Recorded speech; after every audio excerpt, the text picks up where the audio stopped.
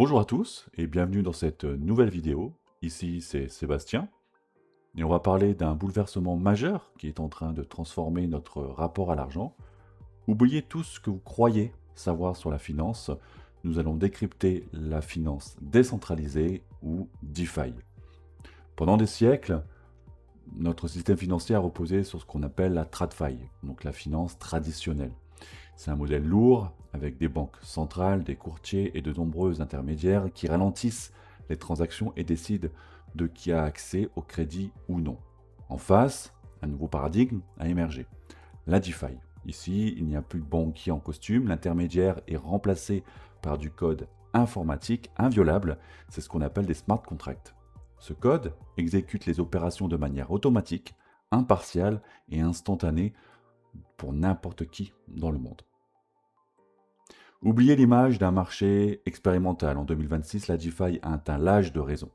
On parle d'une infrastructure qui génère aujourd'hui 60 milliards de dollars de valeur totale verrouillée, c'est-à-dire l'équivalent de dépôts mondiaux hautement sécurisés. Plus de 8 millions d'utilisateurs uniques et actifs l'utilisent régulièrement. Et surtout, le problème historique des frais de réseau trop élevés a été réglé. 15 milliards de dollars ont déjà migré vers ce qu'on appelle les Layer 2, de véritables voies express qui permettent des transactions presque gratuites et instantanées.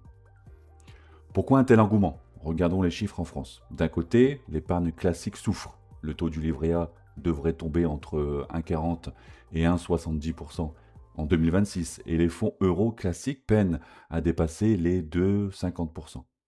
L'inflation grignote votre pouvoir d'achat et les banques absorbent la rentabilité avec leurs frais de gestion et donc de structure.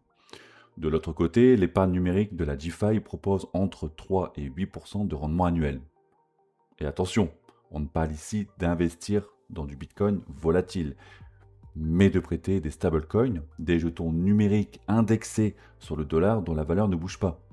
Parce qu'il n'y a pas de frais bancaires, le contrat informatique vous reverse 100% des intérêts. Contrairement aux idées reçues, ce n'est plus juste un casino géant. L'économie réelle s'est emparée de la blockchain. Chaque année, les stablecoins génèrent environ 4200 milliards de dollars de frais de paiement commerciaux.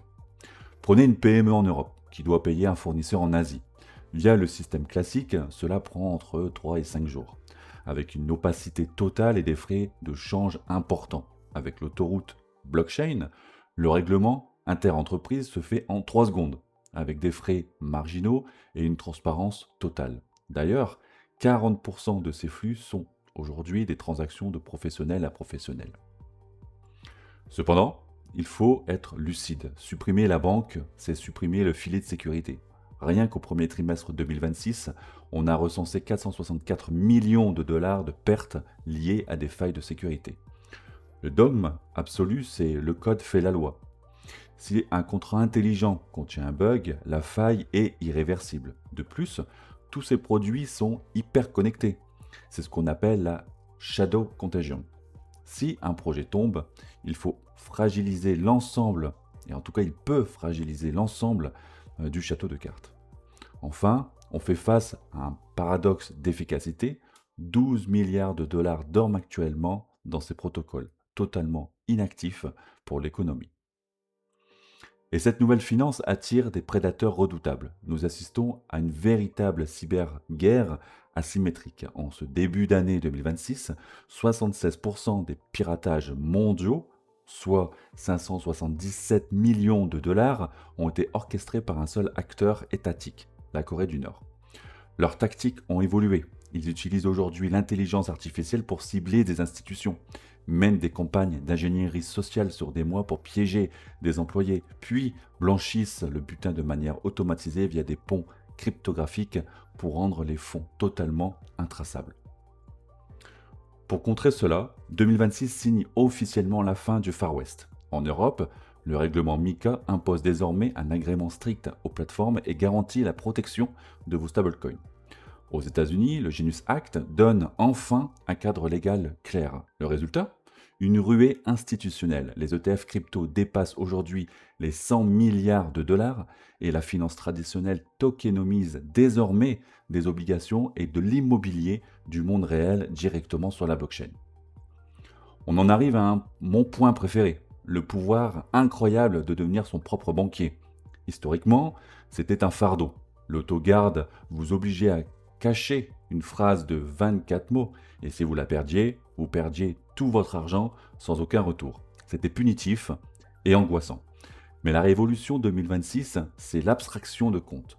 Votre portefeuille, en tout cas vos portefeuilles, sont devenus intelligents. Aujourd'hui, vous pouvez vous connecter avec votre empreinte digitale ou votre Face ID. Surtout, vous avez la récupération sociale. Si vous perdez votre accès, vos proches ou votre notaire peuvent restaurer votre compte sans jamais avoir la capacité de toucher à vos fonds. Vous avez le contrôle total, la censure est impossible sans le stress de ces fameux 24 mots. Pour conclure, l'avenir ne se résume pas à un match à mort entre banques traditionnelles et crypto. Nous entrons dans l'ère de la symbiose.